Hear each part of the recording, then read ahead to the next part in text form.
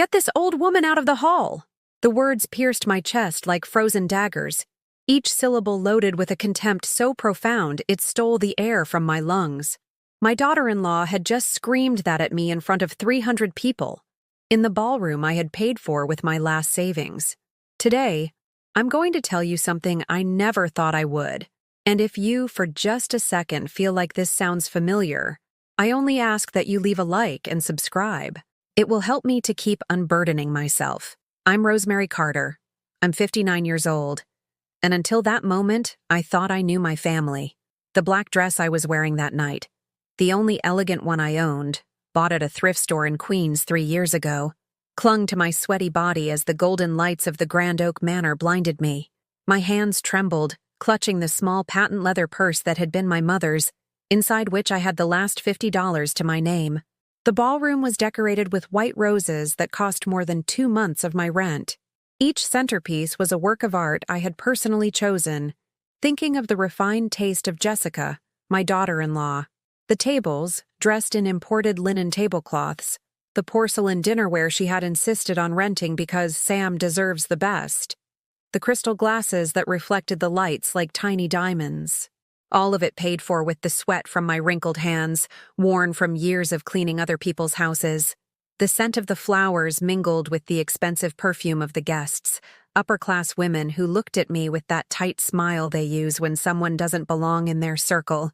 Their dresses cost more than my salary for 6 months.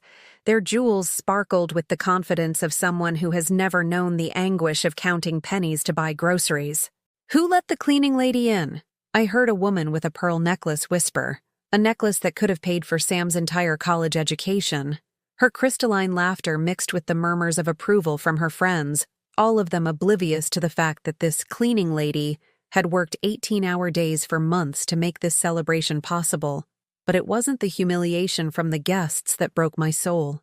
It was seeing my Sam, my baby boy, the child I had raised alone since he was 4 after his father left us for a younger woman, standing by the altar with a smile that no longer included me. He was wearing the suit we had chosen together at Mr. Henderson's shop, the downtown tailor who had given me a special discount because he knew our story. The same Sam who used to hug me every night before bed, who would tell me, "Mommy, when I grow up, I'm going to buy you a house with a garden," now looked at me as if I were a stranger who had crashed his perfect moment.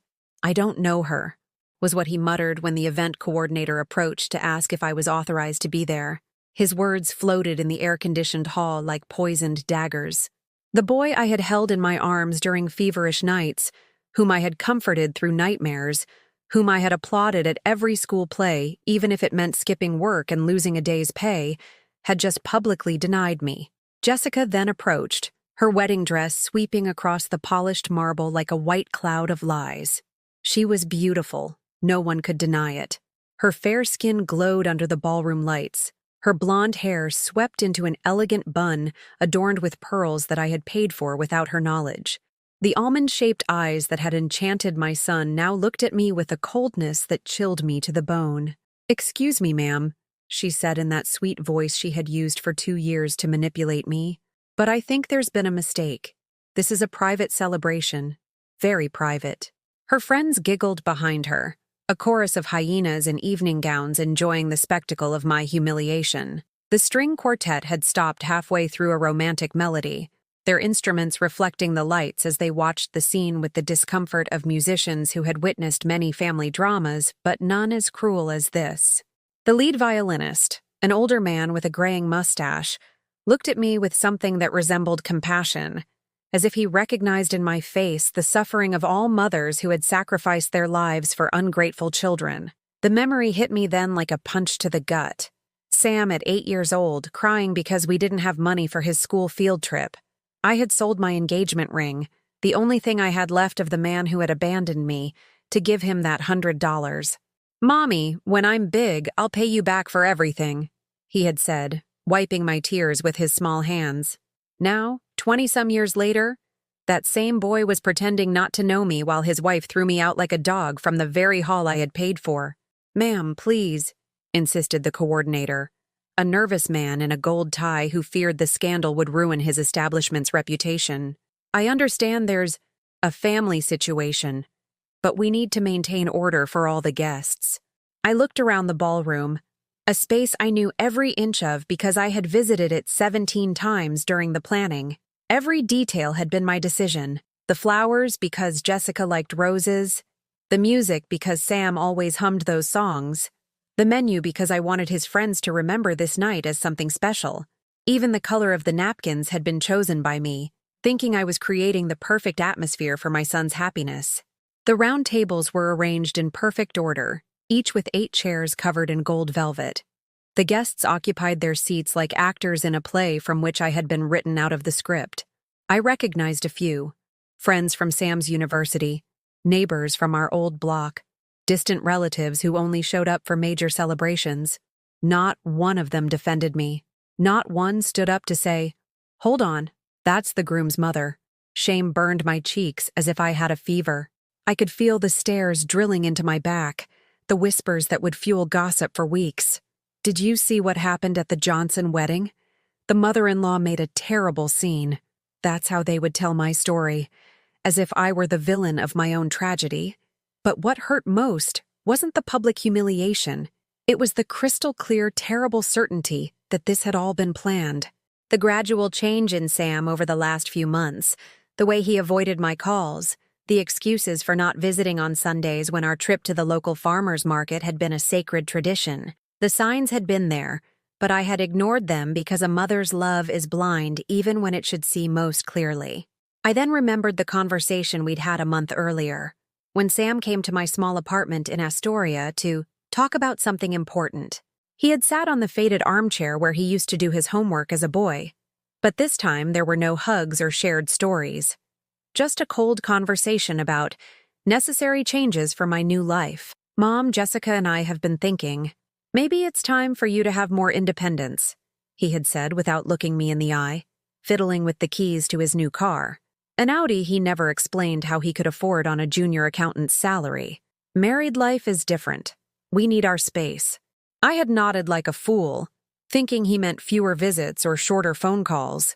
I didn't understand he meant erasing me completely from his life, treating me as if the 25 years I had invested in raising him were an embarrassing chapter that needed to be edited out of his personal history. There, in the middle of the ballroom, in the dress I had carefully ironed that morning, and the shoes that pinched because I had lost weight from the stress of organizing a wedding that was clearly not for me, I made a decision that would change everything. I took out my cell phone, a basic model Sam always criticized for being a grandma phone, and dialed a number I had saved a week ago. "It's time," I whispered into the microphone, and then I waited, because if my son had decided I was disposable, if my daughter-in-law had coldly calculated how to steal every last penny from me, if my own sister had betrayed me for money, then it was time for them to meet the Rosemary Carter they had underestimated for far too long. The same woman who had survived abandonment, poverty, and 18 years of cleaning houses to give a decent life to a son who now pretended not to know her. But this story was just beginning, and they had no idea what a betrayed mother was capable of when she finally decided to stop being a victim. The next few minutes crawled by like centuries as I stood at the entrance of the hall, watching the charade continue to unfold before my eyes. Jessica had regained her composure with the speed of a seasoned actress, smoothing her dress and whispering something in Sam's ear that made him nod like an obedient puppet. My son, the same one who used to defend me when the neighborhood kids made fun of our worn-out shoes, now avoided my gaze as if my presence were a stain on his fabricated happiness. I then remembered all the times I had lied for him, when there wasn't enough money for his school supplies and I told him I'd bought them on sale, when in reality, I had pawned my gold chain. When he came home late from school because he was playing soccer, and I made up excuses for his teachers, always covering for him, protecting him from the consequences of his choices. When he failed math in middle school and I worked double shifts for 3 months to pay for a tutor, Mr. Martinez, who charged $40 an hour that I didn't have. "Mom, you're the most important thing in my life," he had told me just 6 months ago, when I came to clean his apartment in Williamsburg while he and Jessica were in Cancun. I had found receipts for thousands of dollars, expensive restaurants, designer clothing stores, spa treatments, while I was still cleaning houses to pay for my small apartment in Astoria. But I had kept believing him, because we mothers are experts at turning crumbs of affection into feasts of hope. Every distracted "thanks, Mom," every quick kiss on the cheek before he rushed off to his important engagements, every promise of, "We'll have dinner next week, I swear," that was never kept. I collected them like treasures, convincing myself that my sacrifice had meaning because my son loved me, even if he no longer knew how to show it. Now, as Jessica whispered with her bridesmaids, young women in their 20s wearing pastel pink dresses that cost more than my annual income, I finally understood it had all been an act. The sweetness with which she had treated me during their engagement, the tears she shed when I told her the story of how I raised Sam alone, the promises that I would become the most beloved mother-in-law in the world. Every gesture had been calculated to disarm my defenses. "Rosemary, you'll help me with the preparations, won't you?" she had asked during our first lunch together at the Cheesecake Factory, where she had insisted on paying the bill even though she knew that $40 represented my food budget for a week. "It's just that my mom lives in California and can't be here to organize everything. You'd be like my East Coast mom." East Coast mom. The words had sounded so sweet then, so full of the promise of a family that was expanding instead of shrinking. I, who had spent 25 years being just Sam's mom, would finally have a daughter who chose me out of love, not biological obligation.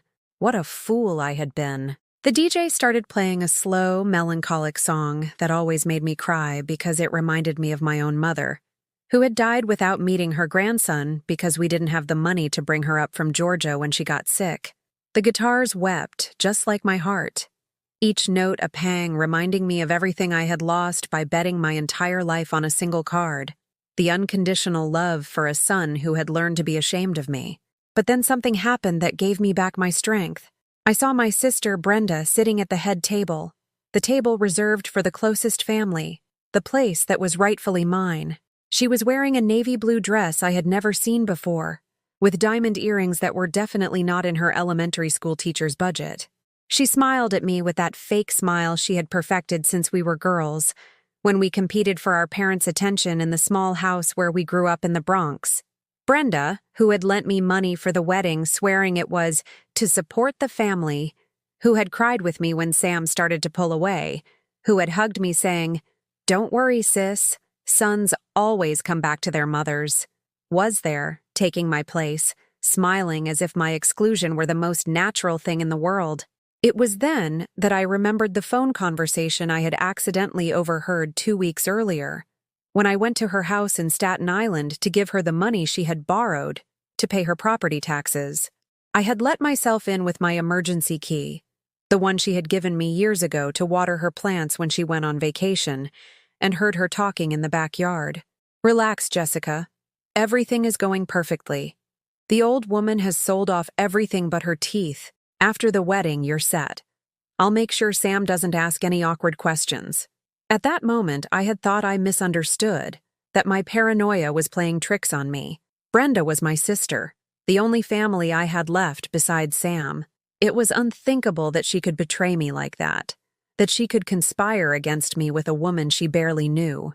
But there she was, radiant in her new dress, toasting with French champagne while I was being thrown out of the ballroom that I had emptied my bank accounts to pay for. The guests' laughter grew louder as one of the event staff approached to escort me to the exit. He was a young man in a black suit who took my arm with the false courtesy employees use when they have to remove someone without causing a bigger scene. "Please, ma'am, don't make this any more difficult," he murmured close to my ear, as if I were a crazy person who had crashed a stranger's party instead of the woman who had mortgaged her future to make this night possible.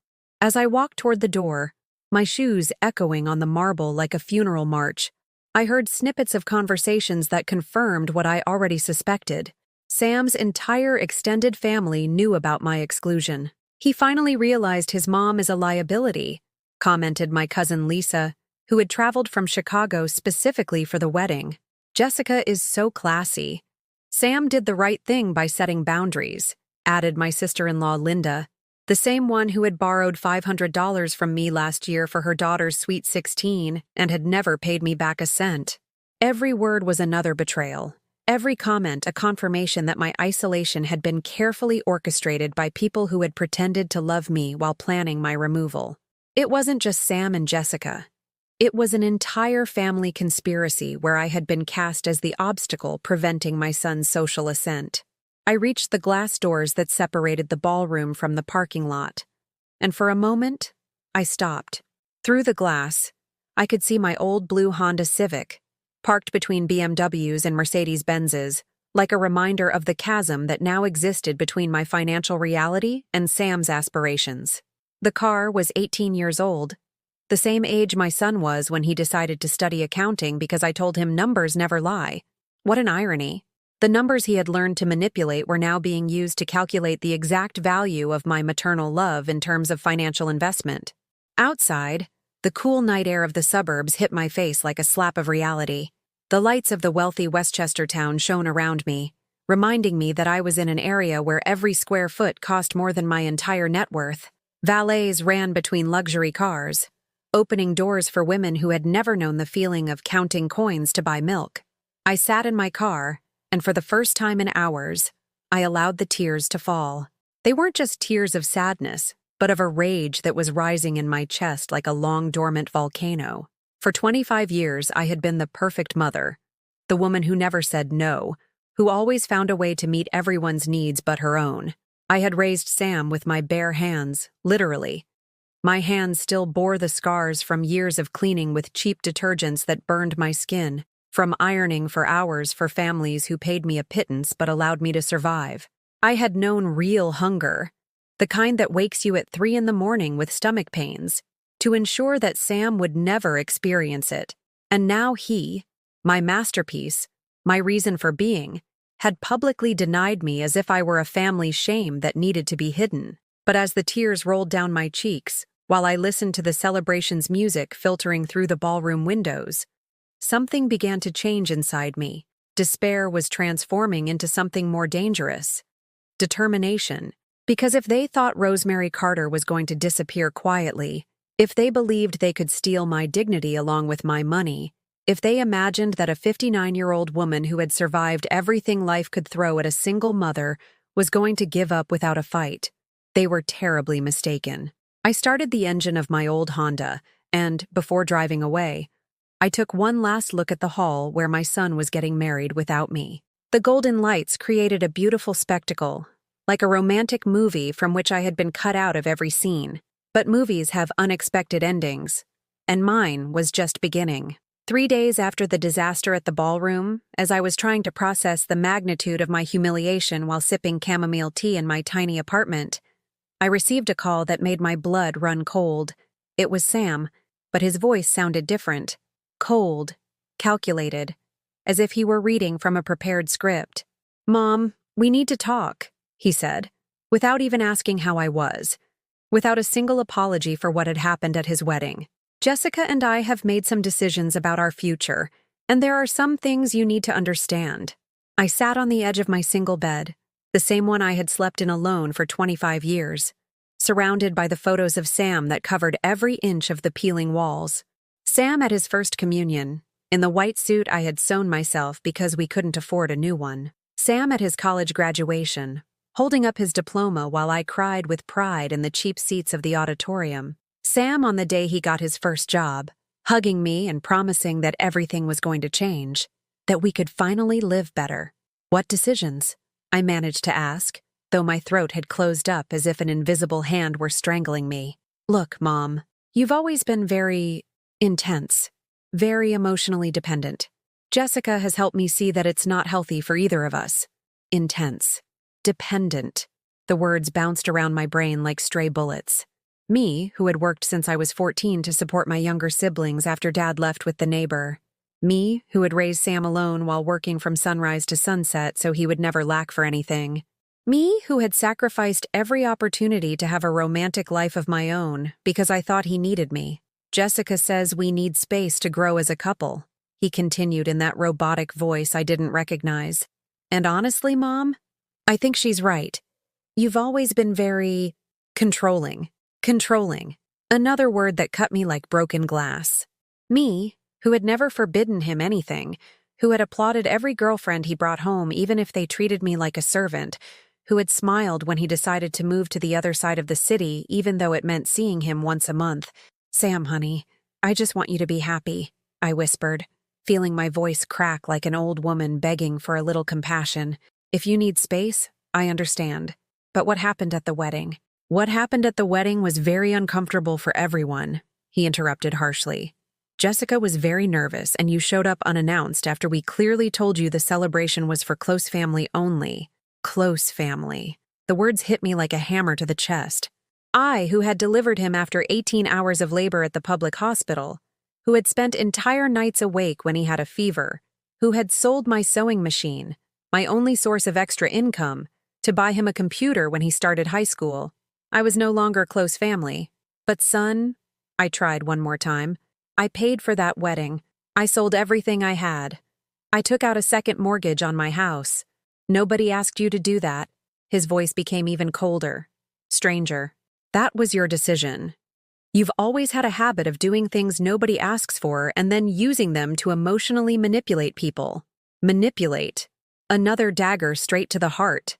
I remembered all the times I had worked double shifts to buy him brand-name clothes when his college friends made fun of his cheap sneakers. All the nights I had sewn until the early hours to sell blankets at the flea market so I could pay for the English course he wanted to take. All the Sundays I had brought homemade meals to his apartment, because I knew he didn't eat well during the week. Had all of that been manipulation? "Look, Mom," Sam continued, and I could hear female voices laughing in the background. Surely Jessica and her friends, amusing themselves with my pain. "Jessica and I have decided we need some time with no contact. A year, maybe 2. So you can work on yourself, on your emotional dependency." "A year with no contact?" I repeated the words as if they were in a foreign language. "I won't be able to see my son for a year? It's for the best." "And Mom, about the wedding money. Jessica explained to me that you've been using those expenses to make us feel guilty. That's not okay." The phone almost slipped from my hand. The money that I had spent on his wedding was being used to make them feel guilty. My life savings, the sweat of my hands, the overtime hours I had worked cleaning offices while the city slept. All of that was a form of manipulation? "Sam, I just wanted to give you the wedding you deserved." "No, Mom. You wanted to buy your place in my new life. But relationships aren't bought. They're built on mutual respect and healthy boundaries. Healthy boundaries. Mutual respect."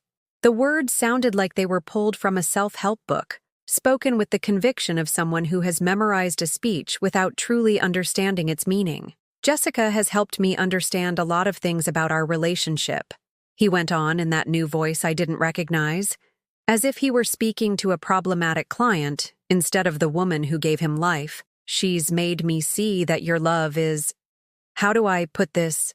Toxic. Very demanding. Toxic." The final word I needed to understand that I had lost my son forever. Not to another woman, but to a version of himself I didn't know, who spoke with words he had never used, who looked at me with eyes that reflected a contempt someone else had planted there. "So," I managed to articulate through the lump that had formed in my throat, "am I not your mom anymore?" The silence that followed lasted an eternity. I could hear my own heart beating, the sound of traffic rising from the street, the constant drip from the kitchen faucet I had never been able to fix because every extra dollar went to Sam's needs. "You'll always be my biological mother," he said finally, and those words were like acid poured on an open wound. "But I need you to understand that my family now is Jessica. She is my priority. Biological mother." As if 25 years of love, sacrifice, sleepless nights, and tears were reduced to a genetic accident. As if the act of giving birth to him was my only contribution to his life, and everything else, every dollar saved, every extra hour worked, every personal dream abandoned, counted for nothing. "Mom, are you still there?" I was there, but I was no longer the same woman who had answered the phone 5 minutes earlier. Something had broken inside me, something that had been holding me together for decades and had finally given way under the weight of so much ingratitude. "Yes, honey," I answered with a calmness that surprised even me. "I'm here." "Good. So, we're leaving for our honeymoon tomorrow. To Europe. A whole month. When we get back, I hope you'll have had time to reflect on all this. Europe. A trip that would cost more money than I had ever seen in my entire life, indirectly financed by the sale of my belongings and the emptying of my accounts. My son was going to tour castles and museums with money that had come from my misery, while I was left alone in my small apartment, reflecting on my supposed maternal failings. "Have a wonderful time," I said, and I hung up. I sat in the dimness of my room, surrounded by the ghosts of a life I had built around a single person. The walls were covered with photographs that now seemed like evidence of my own foolishness. Sam smiling on every birthday, at every school achievement, at every important moment of a life I had obsessively documented because I thought one day he would want to remember everything we had shared. But apparently, those memories had become embarrassing for him. The dignified poverty of his childhood, Christmases with gifts wrapped in newspaper, Sunday walks in the park because it was the only free entertainment we could afford. All of that was now part of a story he preferred to erase. My reflection in the small dresser mirror showed a woman aged prematurely by work and worry. My gray hair, which I had stopped dyeing to save money for the wedding, framed a face etched with wrinkles that told the story of every sacrifice, every sleepless night, every tear shed for maternal love. When had I stopped being Rosemary Carter and become just Sam's mom? When had I allowed my identity to dissolve so completely into motherhood that I no longer remembered who I was before he was born?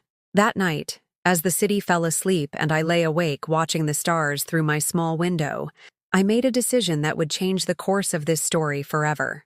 If my son had decided I was toxic, if my family had conspired to eliminate me, if they thought they could use my love as a weakness, it was time to show them how strong a woman can be when she finally stops apologizing for existing. The next morning, I woke up with a mental clarity I hadn't experienced in years. For the first time in decades, I didn't have to worry about Sam's needs. I didn't have to calculate how much money to set aside for his expenses. I didn't have to plan my day around his calls or visits. The silence of my room no longer felt oppressive. It felt like freedom. I got up early, as always, but instead of rushing to check my phone for messages from Sam, I poured myself a cup of coffee and sat on my small balcony overlooking the bustling Queen Street. The street vendors were already setting up their stalls, shouting out deals on fruits and vegetables with the energy that characterizes New Yorkers from dawn. The aroma of coffee mixed with the smell of breakfast sandwiches rising from Mrs. Gable's cart, and for the first time in months, I was truly hungry. Hungry for food, but also for something more. Hungry for answers. I opened the shoebox where I kept all the important documents of my life, birth certificates, payment stubs, work contracts. But what I was looking for was at the bottom, wrapped in a piece of pink fabric that had been part of Sam's christening gown. It was the deed to my house. My small 2-bedroom house in a quiet part of Queens, inherited from my parents, the only real asset I owned in this world.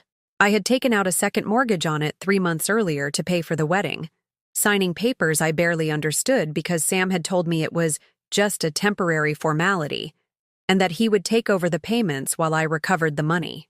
With trembling hands, I checked every page until I found what I feared. Sam was listed as the primary guarantor, and in tiny, almost invisible print, there was a clause that granted him rights to the property if I failed to make the payments. My son had turned his mother's love into a real estate investment. The phone rang while I was still reading the documents, trying to understand the legal language I had signed blindly because I trusted him. It was my sister, Brenda, and her voice sounded strangely nervous. "Rosie, sis, how are you? I know the wedding thing was awkward, as if they had served me cold soup instead of throwing me out like a dog from the hall I had paid for." "I'm fine, Brenda," I lied, because I had learned that showing weakness only invited more attacks. "Look, sis," Sam called me. "He says you're very upset, very resentful. He asked me to talk to you." Of course he had called her. My son had recruited my own sister to convince me to accept my banishment without protest. The same Brenda who cried with me every time her own children disappointed her, who came to my house when she had problems with her husband, who borrowed money from me every time her expenses exceeded her teacher's salary. "What exactly did he tell you?" I asked, though I already knew the answer. "That you've been very obsessive." That you can't accept that he's a married man now. That Jessica feels uncomfortable with your intensity. There was that word again, intensity. As if loving your child were a mental illness. As if 25 years of maternal sacrifice were symptoms of a disorder that needed treatment. Brenda, I said with a calmness that surprised me, did you know they were going to throw me out of the wedding? A silence that was too long confirmed my suspicions before she could even lie. Sis, it's just, Jessica thought it might be better. So you would feel less pressure. Less pressure from what? From having to pretend you belong in that environment. The words fell like stones in still water, creating ripples of pain that spread through my entire being. My own sister, the girl I had defended from Dad's drunken rage, whom I had helped get through college by lending her money she never returned, had participated in my public humiliation because I didn't belong in my own son's environment. I understand, I said simply. You do? Really? Oh, sis, I'm so glad you're taking it this way. Sam is going to be so relieved. I hung up without saying goodbye. I just sat there, holding the phone while watching the vendors set up their stalls with the efficiency of people who know the value of honest work. Mrs. Gable waved at me from below, with that genuine smile that only people who have fought for every dollar they earn can have. She knew who I really was. Rosemary Carter, the woman who had raised a son alone without ever being ashamed of her humble origins. But my family had decided that woman was no longer good enough for the future they had planned without me. That afternoon, I did something I hadn't done in years. I went to my friend Louise's hair salon in the neighborhood. I sat in the rickety chair where I had seen the reflections of so many local women, each carrying her own stories of love and heartbreak, of ungrateful children and absent husbands. "What'll it be today, Rosie?" Louise asked as she arranged her tools with the precision of a surgeon. Louise had been my confidant for years, the only person who knew every detail of my sacrifices for Sam, every tear shed in silence so he would never feel guilty for my loneliness. "Cut it all off," I said, looking at myself in the stained mirror that had reflected 1,000 stories of women deciding to change their lives by starting with their appearance. "All of it? Are you sure? Your hair is beautiful." "Everything, Louise. I want to look different." As the scissors snipped away locks of gray hair that I had let grow because Sam liked me to look like the moms from the old days, I felt as if I were also cutting the invisible chains that had bound me for years to a version of myself that existed only to serve others. "What happened, hon?" Louise asked, sweeping up the fallen locks as if they were the remains of a past life. "They told me I'm toxic," I told her as she styled my new, shorter, bolder, more me haircut. "That my love is manipulative, that I'm controlling." Louise stopped and looked at me through the mirror with eyes that had seen too much to be surprised by human cruelty. "And what do you think?" "I think," I said slowly, feeling the words form from a deep place I hadn't visited in years, that a woman who sacrifices her whole life for her son and is then called toxic for loving him is not the toxic one in the story. Louise smiled and continued styling my hair in silence. When she was done, the woman in the mirror was different. She was still Rosemary Carter, but she was no longer just Sam's mom. She was someone else, someone who was beginning to remember who she had been before her identity completely dissolved into motherhood. That night, as I organized the few documents I had on my home's second mortgage, I found something that made me smile for the first time in weeks. A card Sam had given me when he turned 18. On it, in his teenage handwriting, he had written, "Mom, thank you for teaching me that true love is unconditional. I hope I can be worthy of everything you've given for me." I put the card away again, but this time not with nostalgia, but as evidence. Evidence that the Sam who had made that promise still existed somewhere, buried under the poisonous words someone else had planted in his mind. And if that real Sam was lost, then it was my responsibility as his mother to find him, even if it meant declaring war on the woman who had stolen him from me. A week after Sam's call, while the echo of his venomous words still rang in my ears, I decided to do something I hadn't done in years. Investigate. Not as a desperate mother seeking to win back her son's love, but as a woman who had learned to survive on the toughest streets of New York City. I took the subway from my neighborhood, traveling downtown in those crowded cars where people press together without making eye contact, each carrying their own silent tragedies. The clatter of the wheels on the tracks gave me time to think, to plan, to turn my pain into something more useful, a strategy. My first stop was the office of Mr. Davis, a legal aid lawyer who had helped several women in the neighborhood when their husbands left them with nothing. His office was in an old building near City Hall, with peeling paint and a ceiling fan that made more noise than breeze. But Mr. Davis had a reputation for being honest and charging what people could afford. "Mrs. Carter," he said after reviewing my papers for what felt like hours, "what you're telling me is very serious.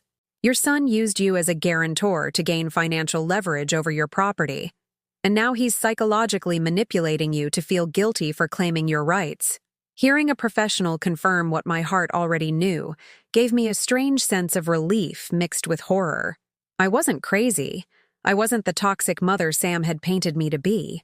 I was the victim of a family fraud that had a legal name. "What can I do?"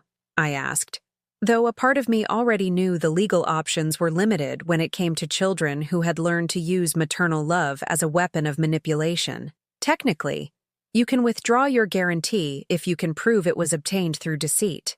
But that would mean your son would lose the house, and— He paused, looking at me with the expression lawyers get when they know the emotional price of legal justice. "Are you willing to go that far?" That question stayed with me all the way home.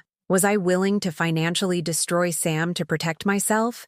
Was I capable of using the same legal weapons against him that he had used against me? My second stop was more painful. The home of my friend Dolores in a nearby neighborhood, the only friend I had left from the time before my life became solely about motherhood.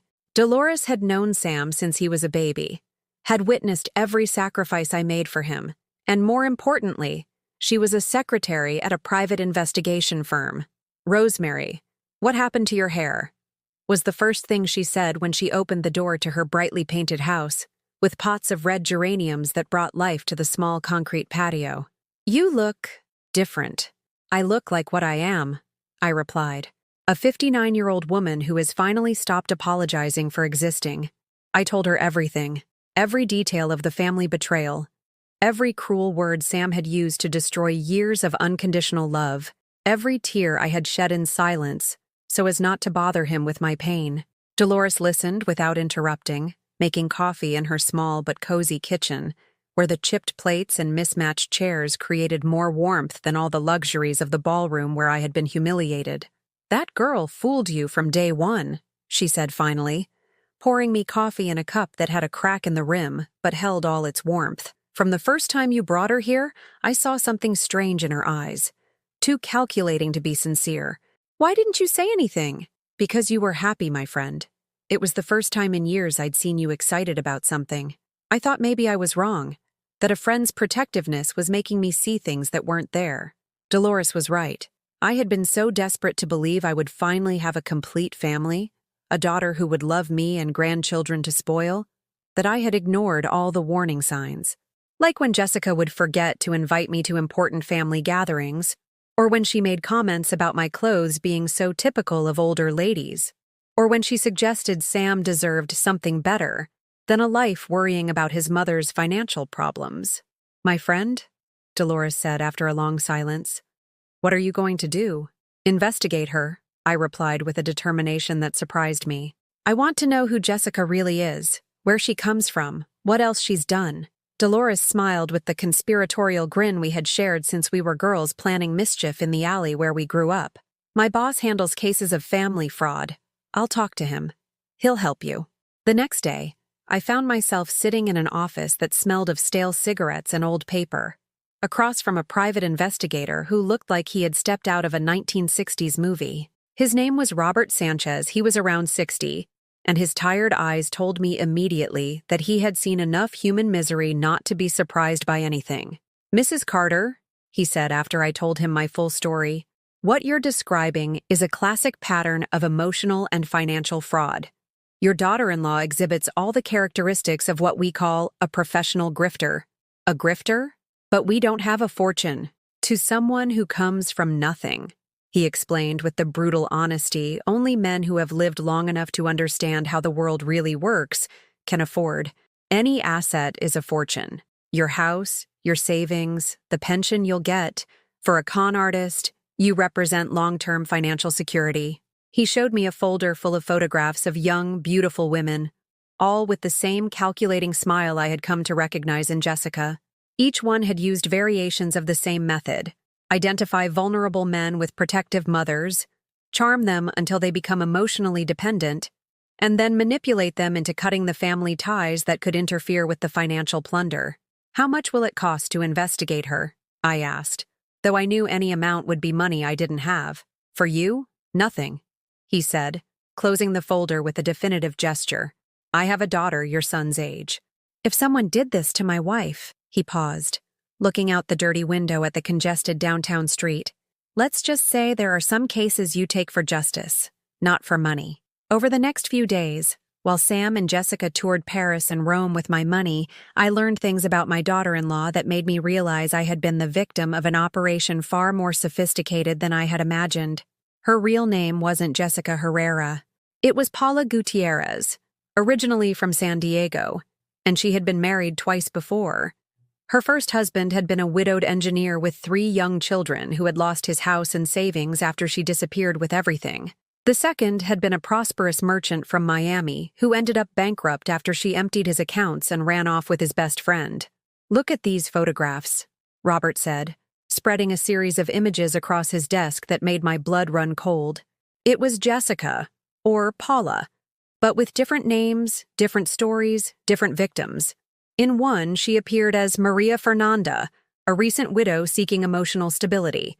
In another, she was Anna Sophia, a medical student who needed financial support to finish her degree. "How is it possible no one realized?" I asked, though I already knew the answer. Because when someone tells you exactly what you want to hear, when they fill all the emotional voids you've been carrying for years, it's easy to ignore the inconsistencies in their story. "She's a professional, ma'am. She studied your son for months before approaching him. She knew exactly what kind of woman he needed to feel complete.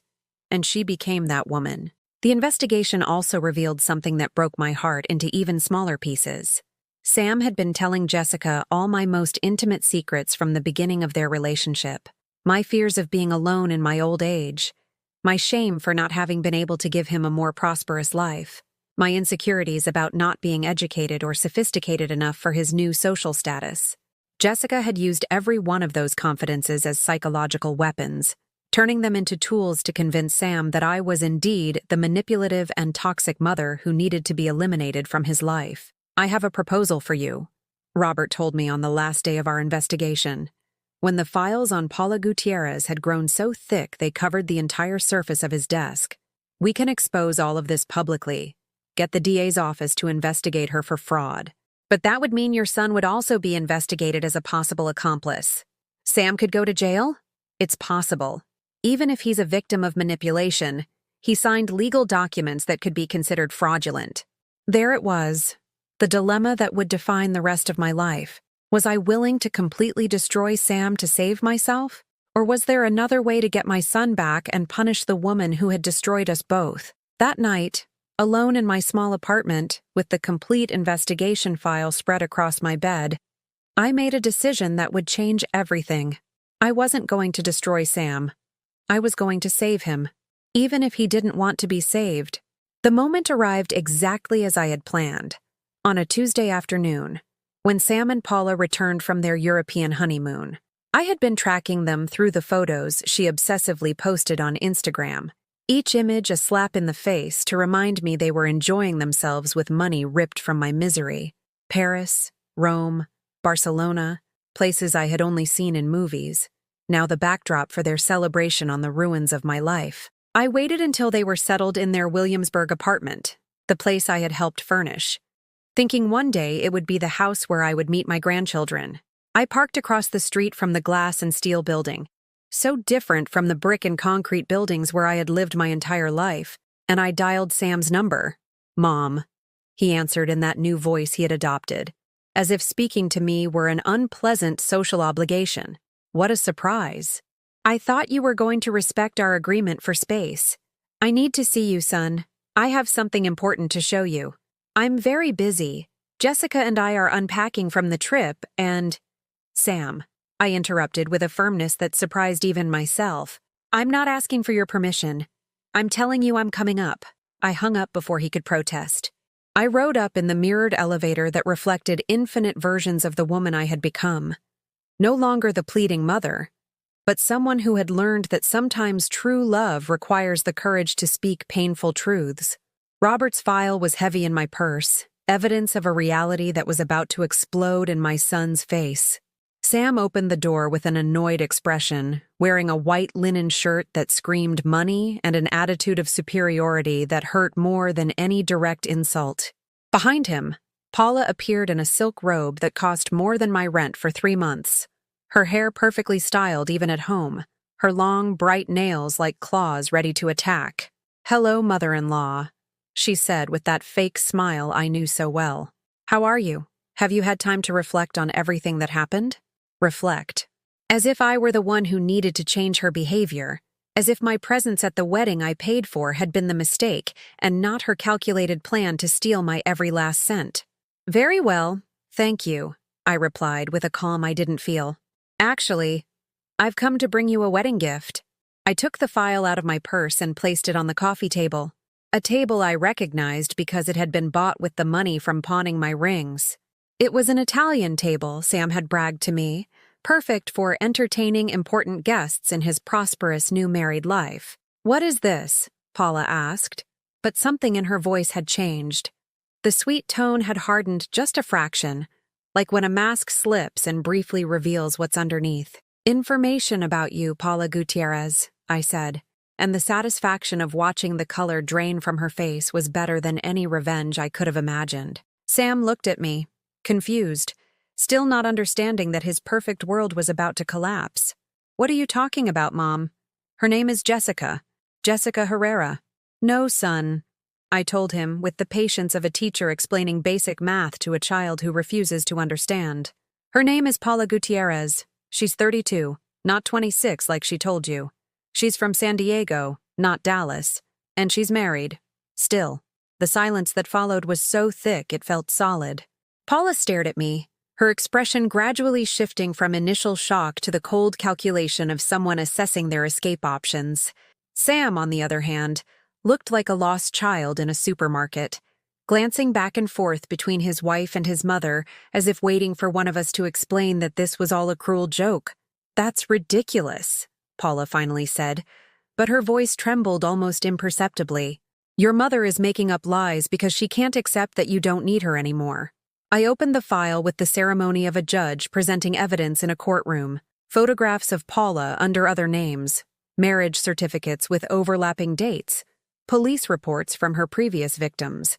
Each document was further proof that the woman Sam had taken to the altar was a lie constructed specifically to destroy our family. "This is Paula in Miami, married to Ernest Miller in 2019, I said, showing a photograph where she appeared with blonde hair and a pink dress, hugging an older man who looked at the camera with the same expression of blind adoration I had seen in Sam's eyes. Ernest lost his auto parts business when she disappeared with $200,000 from his accounts. Sam took the photograph with trembling hands, studying it as if it were an indecipherable hieroglyph. "This is Paula in San Diego, married to Frank Roberts in 2021, I continued, placing another image on the table. Frank was a widower with 2 young children. He lost custody after she ran off with the savings he had put away for their college funds. "No, it can't be," Sam murmured. But his voice no longer had any conviction.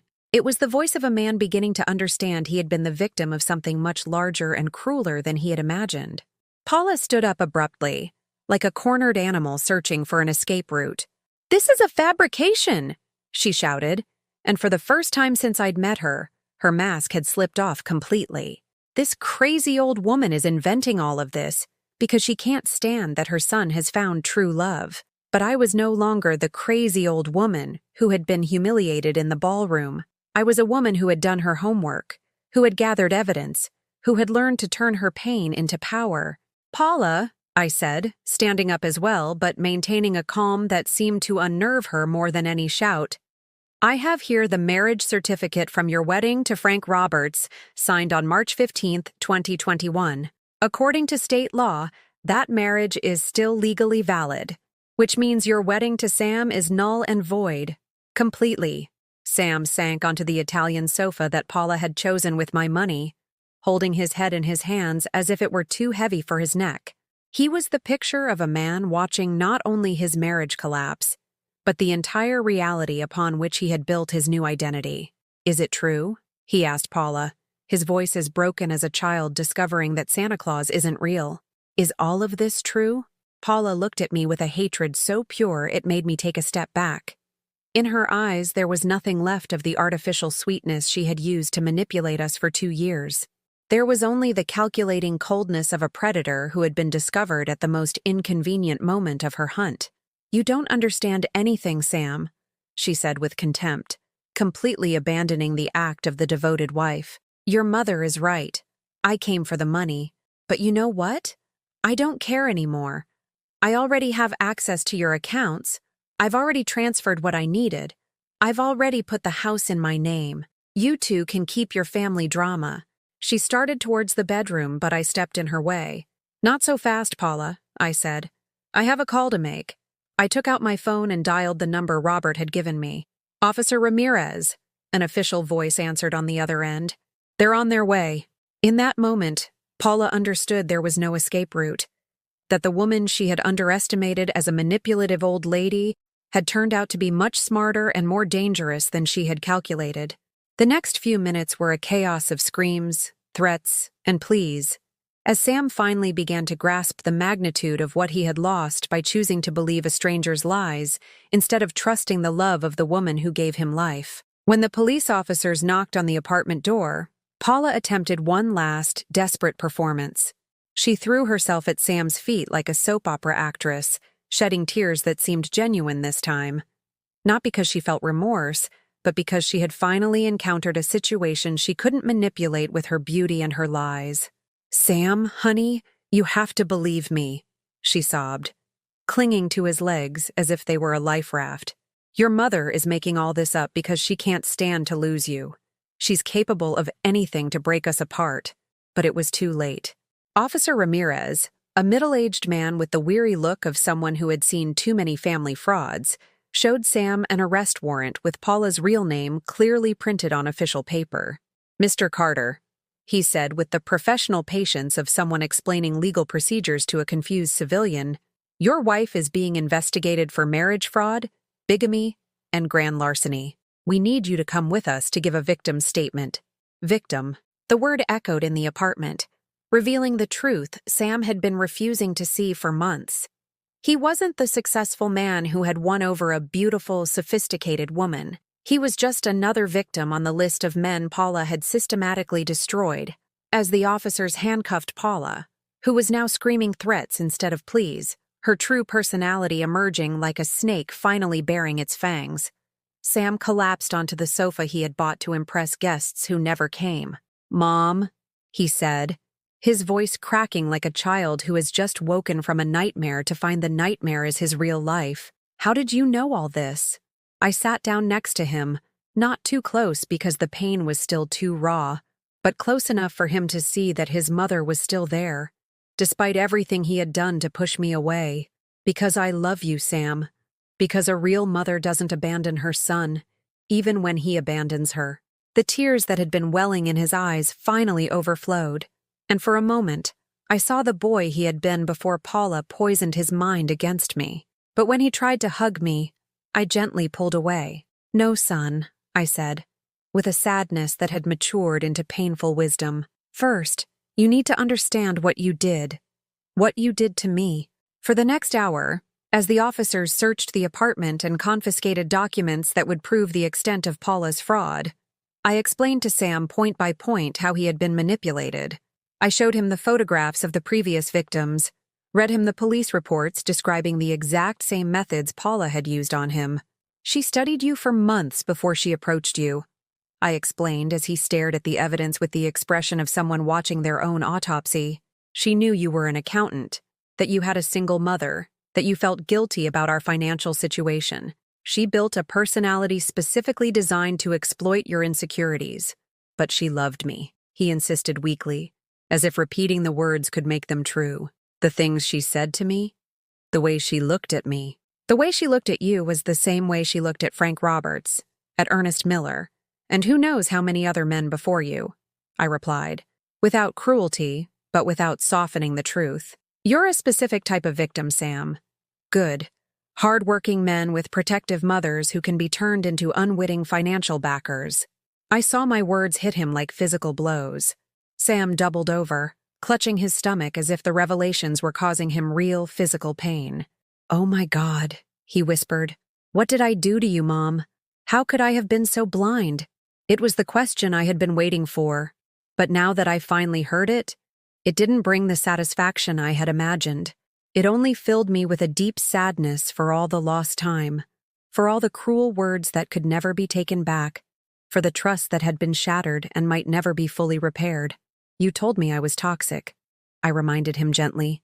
"You called me manipulative. You denied me in front of 300 people in the hall I paid for your happiness. I didn't know. I thought, she convinced you that the woman who sacrificed her entire life for you was your enemy." I finished the sentence for him. "And you believed her because it was easier to believe that than to acknowledge that you had responsibilities to the person who gave you everything." The officers took Paula away amidst screams and threats. Before she left, she shot me a look of pure hatred that made me realize I had underestimated her capacity for evil. In her eyes, I saw a promise that if she ever got the chance, she would make me pay for ruining her perfect plan. "This isn't over, you old hag," she hissed as they cuffed her. "I have lawyers. I have connections. I will destroy you for what you did." "I've already been destroyed," I replied with a calm that surprised me. "But something new can always grow from the ashes." When they were gone, a heavy silence fell over the apartment. Sam remained seated, staring at the papers scattered on the table as if they were the fragments of a life that had been surgically demolished. "Mom," he said after what felt like hours, "can you forgive me?" It was the question I had been waiting for weeks, but now that I heard it, I realized that forgiveness wasn't something I could grant with words. It was something that would have to be built, day by day, decision by decision, until trust could grow between us again. "Forgiveness isn't asked for, Sam," I told him. "It's earned." "What do I have to do?" "First, give me my house back. Cancel all the documents I signed out of blind trust in you. Second, get a second job to pay back all the debts you created by financing your fake life with my assets." Sam nodded like a student receiving instructions from his teacher, and something about that obedience pained me almost as much as his original betrayal. I didn't want a submissive son. I wanted the man I had raised to be independent and dignified. "And third," I added, getting up to leave, "you need to learn who you are when you don't have a woman telling you what to think. Not Paula, and not me. Until you know that, we have nothing more to talk about." That night, in my small apartment, listening to the familiar sounds of Astoria, the late-night vendors shouting their deals, the kids playing on the street, the conversations filtering through the thin windows, I realized I had won something more valuable than revenge. I had won back my dignity. I didn't know if Sam would learn the lessons he needed to learn, if he could detox from years of psychological manipulation, if he would one day go back to being the son I had raised with so much love. But for the first time in decades, that was no longer my responsibility. My responsibility was now to myself, and that woman, Rosemary Carter, not just somebody's mom, but her own person, had plans that didn't include begging for love from people who had proven incapable of valuing what they had. For the first time in 25 years, I was going to live for me, and that was more terrifying and more exciting than anything I had ever done before. 6 months after that day that changed my life forever, I find myself sitting on the patio of my new home in Forest Hills, the very one I bought with the money Sam paid back religiously over months of working extra jobs. It's not large or luxurious, but it's completely mine. Every brick, every window, every corner that holds my new life. This morning I received a text from Sam. "Mom, can I visit? I have something important to tell you." The difference in his tone is worlds away from those cold calls months ago. Now there is humility, respect, and something I had missed terribly, genuine affection. Of course, honey, I replied. I'll expect you at 3. As I make coffee in my new kitchen, small but functional, with blue tiles I chose because they remind me of the sky over the ocean, I reflect on these months of transformation, which have been the most difficult and the most liberating of my life. Paula was sentenced to 3 years in prison for bigamy and fraud. During the trial, I met Frank Roberts and Ernest Miller, the previous victims who testified with a dignity that made me feel less alone in my pain. We became friends, bonded by the shared experience of being hunted by the same emotional predator. Frank told me how Paula had convinced his children that he was obsessed with the past and needed to open up to new experiences. Ernest described how she had manipulated his family into seeing him as a selfish man who didn't know how to appreciate a good woman. The same methods, the same phrases, the same systematic destruction of family bonds to isolate her victims.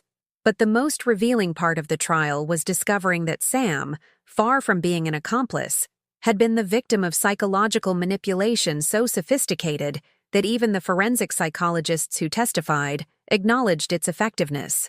Paula had used emotional brainwashing techniques that would have worked on any child who genuinely loved their parent. Your son was a victim of psychological abuse, Dr. Mendez, a psychiatrist specializing in emotional fraud victims, explained to me. The phrases she constantly repeated to him about you were designed to create cognitive dissonance. When someone who supposedly loves us repeatedly tells us that the person we love most is our enemy, the brain enters a state of confusion that makes it easier to accept the fabricated reality than to resist it. Understanding that helped me process my own pain, but it also taught me something crucial. Forgiving didn't mean forgetting, and loving someone didn't mean allowing them to hurt you again. Sam met every one of the conditions I set for him. He worked double shifts at the accounting firm and weekends at an electronics store to gather the money he owed me. He canceled all the legal documents that had financially compromised me. He sold the luxury car he had bought with my savings and bought a used Toyota Corolla to remind him where he really came from. But more important than the money was watching him struggle through the psychological therapy I suggested. For months he resisted, insisting he could get over it on his own, until he finally accepted he needed professional help to undo the psychological damage Paula had caused in his mind. "It's really hard, Mom," he told me in one of our first phone calls after months of silence. "Sometimes I still hear her voice in my head telling me you're manipulative, that your love is a trap. I know it's a lie, but emotions don't always follow logic." Those conversations were painful, but necessary. Slowly, week by week, we began to rebuild the trust that had been dynamited by Paula's manipulation. It wasn't the same blind, unconditional love as before. It was something more mature, more conscious, based on mutual respect instead of emotional dependency. I changed too. Without Sam as the center of my universe, I had to rediscover who Rosemary was when she wasn't defined by her maternal role. I went back to night school to finish the high school diploma I'd abandoned when he was born. I joined a group of senior women who met on Saturdays to walk through Flushing Meadows Park and share stories of survival. I met Esperanza Gonzalez, another Esperanza like my treacherous sister, but this one was a woman who honored her name. A 62-year-old widow who had reinvented herself as a tour guide after her adult children decided they no longer needed her. Esperanza taught me that life after 50 could be an adventure instead of a slow march toward irrelevance. "We women are raised to think our only function is to serve others," she told me during one of our walks. "First we serve our parents, then our husbands, then our children. But when do we serve ourselves?" With the money Sam paid back, I didn't just buy my new home. I also bought myself things I had never had. Clothes I liked instead of just the cheapest ones available. Books I wanted to read instead of only what I could find for free at the flea market. Even a small TV to watch the daytime dramas I had given up years ago, because Sam considered them old lady entertainment. My sister Brenda tried to reconcile with me several times, but each conversation revealed that she hadn't truly understood the magnitude of her betrayal. She kept justifying her actions with phrases like, "I just wanted you to be happy," and "I thought it was for the best." without ever acknowledging that she had actively conspired in my destruction. "Rosie, we're sisters," she said during her last visit, crying tears that seemed genuine but no longer moved me. "Family has to forgive each other. Family has to respect each other," I replied. "And you decided I didn't deserve respect. That decision has consequences." I cut her out of my life with the same surgical precision I had used to investigate Paula. Some pains require amputation to keep them from infecting the whole body. Now, as I wait for Sam on my patio filled with plants I've been learning to care for, red geraniums like the ones from my childhood home, mint I use for tea, even a small tomato plant that makes me feel connected to the earth, I realize that the woman who was destroyed 6 months ago was an incomplete version of who I could truly be. Sam arrives on time, a habit I taught him as a child. I watch him walk down the tree-lined street with a more humble stride, dressed in simple but clean clothes, carrying something wrapped in gift paper. He looks older, thinner, but also more authentic than the artificially prosperous man Paula had created. "Mom," he says when he sees me, and something in his voice reminds me of the boy who used to run to hug me when I came home from work. "You look great. Very at peace." "I am at peace," I confirm. And it's the truth. "How are you?" "Better. Different. Therapy is helping me understand a lot of things."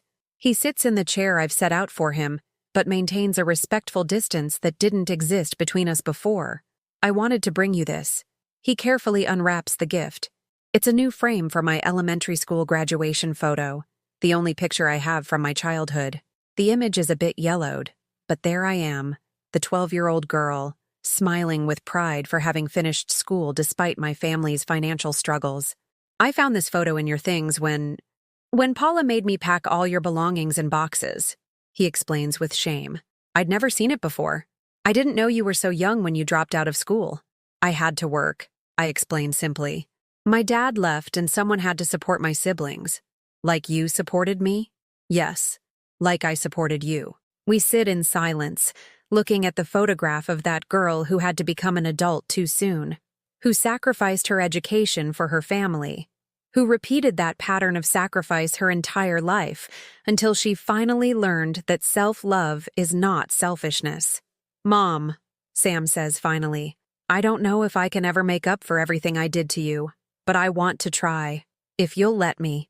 I look him in the eyes, those eyes that were my light for 25 years, that motivated me to get up every morning even on the darkest days, and I see something that had disappeared during the months of manipulation: respect. "Sam," I say, and my voice sounds different, stronger, more certain. "Love isn't begged for or bought or pleaded for.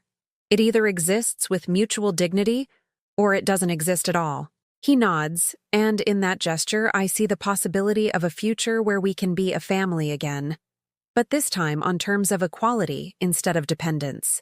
"Do you think one day we can—" "I don't know," I answer honestly, "but I'm willing to try. Step by step, day by day, with clear boundaries and mutual respect."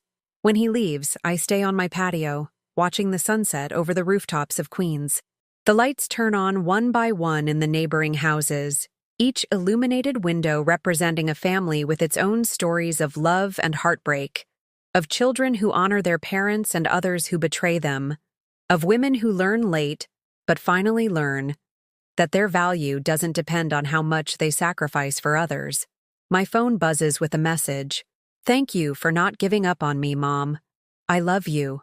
It's from Sam, and for the first time in months, I believe it's true. But I no longer need it to be true to be happy, because I've learned that the most important love is the love I have for myself, and that love no one can ever take from me. Have you ever experienced something like this? Or do you know someone who has? Tell me about it in the comments. If this story touched your heart, please leave a like and subscribe to the channel so this message can reach someone who needs to hear it.